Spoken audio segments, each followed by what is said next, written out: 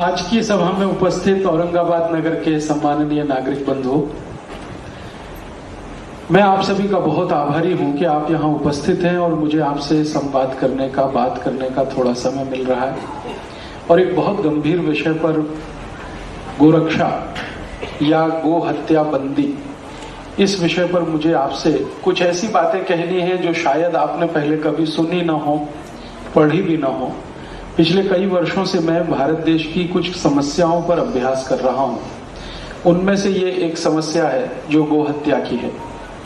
गोहत्या की समस्या इतनी बड़ी है हमारे भारत देश में कि हर साल 2,50,00,000 गाय का कत्ल इस देश में होता है।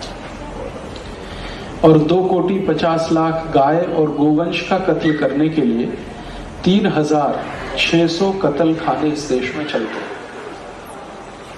भारत सरकार के रजिस्ट्रेशन से चलने वाले ये कत्ल खाने 3,600 के आसपास हैं। बिना रजिस्ट्रेशन चलने वाले जो कत्ल खाने हैं उनकी कोई माहिती सरकार के पास नहीं है। एक बार मैंने भारत सरकार के कृषि मंत्रालय को, जिसके अधीन में पशु मंत्रालय भी आता है, पशुधन विभाग आता है, उनको एक खत लिखा था, पत्र लिखा था और उनको ये पूछा था कि जो रजिस्टर्ड कत्ल खाने हैं, जिनका सरकार ने अनुमति पत्र दिया है, उनकी संख्या 3,600 है, अनरजिस्टर्ड कितने हैं। तो उनका हमने आज तक गिनती नहीं किया है, लेकिन हमारा अनुमान है कि 36,000 कत्ल खाने अनरजिस्टर्ड है। 36,000 कत्ल खानों में प्रतिवर्ष 2,50,00,000 गाय और गोवंश का कत्ल हो रहा है। इस कत्ल में से 72 लाख मीट्रिक टन मांस उत्पन्न होता है और ये मांस भारत देश से बाहर दूसरे देशों में निर्यात किया जाता है। सबसे ज्यादा भारत के गाय और गोवंश का मांस अमेरिका भेजा जाता है। दूसरे नंबर पर यूरोप के देशों में भेजा जाता है और थोड़ा कुछ बच जाता है तो अरब देशों में चला जाता है। भारत की गाय का मांस अमरीकी लोग सबसे ज्यादा खाते हैं। यूरोप के लोग भी भारत की गाय का मांस खाना पसंद करते। उसके बारे में थोड़ा मैंने अभ्यास किया कि ये अमरीकी लोग अपने देश की गाय का मांस क्यों नहीं खाते, भारत की गाय का मांस क्यों खाते। यूरोप में भी गाय होती है, वो अपनी गाय का मांस क्यों नहीं खाते। तो पता ये चला कि यूरोप और अमेरिका की जो गाय है उसको कई गंभीर बीमारियां हैं और उनमें से एक बीमारी का नाम है मैड काउ डिसीज। इस बीमारी में क्या होता है कि गाय का सिर का जो सींग होता है, हॉर्न, उसमें घाव हो जाते हैं, पस पड़ जाता है। और गाय के जो पैर होते हैं उसमें भी घाव हो जाता है, पस पड़ जाता है। तो सामान्य रूप से अमेरिका और यूरोप की गायों को ये बीमारी रहती है और इस बीमारी का मांस, माने इस बीमारी से प्रभावित गाय का मांस कोई खाए तो कोई व्यक्ति को इससे भी ज्यादा गंभीर बीमारी होने की शक्यता है। इसलिए यूरोप और अमेरिका के लोग आजकल अपने देश की गाय का मांस कम खाते हैं। भारत की गाय के मांस की उन्हें ज्यादा डिमांड है। कारण क्या है? भारत की गायों को ये बीमारी नहीं होती है।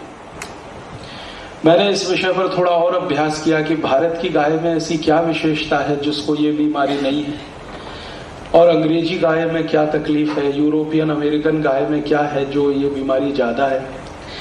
तो पता चला कि यूरोपियन और अमेरिकन गाय को भी मांसाहारी भोजन कराया जाता है और गाय मूलतः शाकाहारी प्राणी है। तो शाकाहारी प्राणी को अगर मांसाहारी भोजन कराओ तो कुछ ना कुछ तो उसके साइड इफेक्ट्स आएंगे। वो यही है। आपके मन में प्रश्न आएगा कि ये यूरोप और अमेरिका वासी क्यों गाय को मांसाहारी भोजन कराते।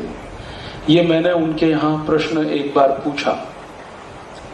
यूरोप में गाय पालन करने वाली जो संस्थाएं हैं उनको जब मैंने ईमेल किए और उनसे पूछा कि आप इनको मांस क्यों खिलाते हो गाय को, तो कहते हैं मांस बढ़ाने के लिए मांस खिलाते। गाय के शरीर में मांस की मात्रा और ज्यादा बढ़े इसके लिए मांस खिलाते। और मुझे पहली बार पता चला मेरे जीवन में कि यूरोप की सभी गाय मांस के लिए ही पाली जाती है। दूध उनके लिए सेकेंडरी प्रोडक्ट है। दूध पीने की यूरोप और अमेरिका में कोई परंपरा नहीं है। वो दूध पीना ज्यादा पसंद भी नहीं करते हैं। लेकिन मांस खाना पसंद करते हैं, तो गाय को वहां मांस के लिए पाला जाता है। और इसीलिए गाय को पिछले 50 साल में इतना मोटा बना दिया है उन्होंने कि वो अभी भैंस से भी ज्यादा बदतर हो गई है। यूरोप और अमेरिका की जो जर्सी गाय है, होलिस्टियन है, फ्रीजियन है, जो उनकी प्रजातियां हैं, वो सभी बहुत ही विचित्र किस्म की है। उनमें गाय का कोई भी गुण नहीं बचा है। जितने दुर्गुण भैंस में होते हैं वो सब जर्सी गाय में दिखाई देते हैं।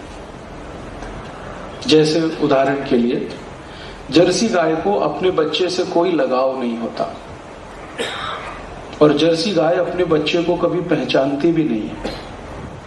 कई बार ऐसा होता है कि जर्सी गाय का बच्चा किसी दूसरी जर्सी गाय के साथ चला जाए तो उसको कोई तकलीफ नहीं है।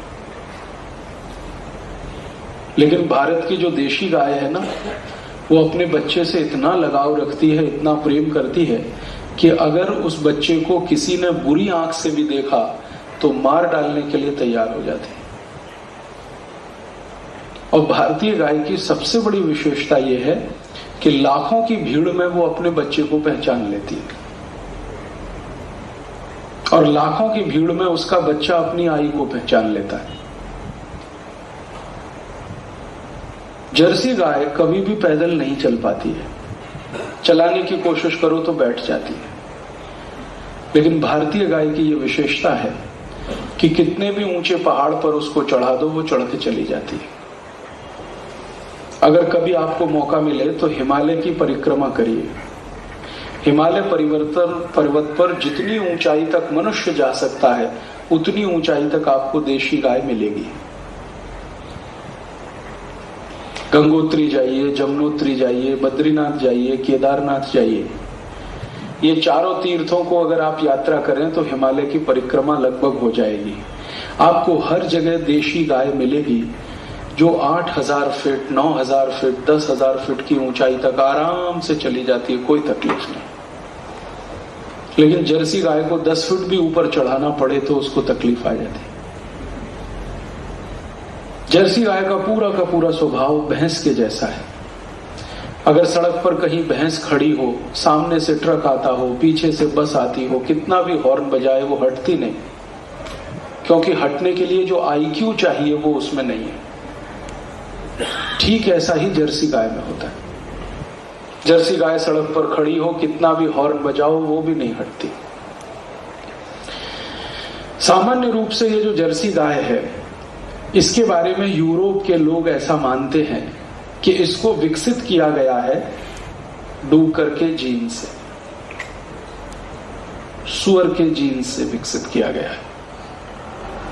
और इसमें जितनी भी जर्सी गाय है यूरोप और अमेरिका में, आपको सुनकर आश्चर्य होगा कि इनका जो वंश बढ़ाया गया है वो सब आर्टिफिशियल इंसेमिनेशन से बढ़ाया गया है, सबका।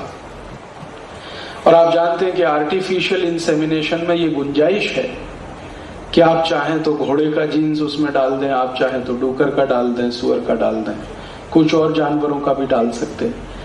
और आर्टिफिशियल इंसेमिनेशन से ही उसको गर्भवती बनाया जाता है। ये उनके यहाँ पिछले 50 साल से चल के आता है।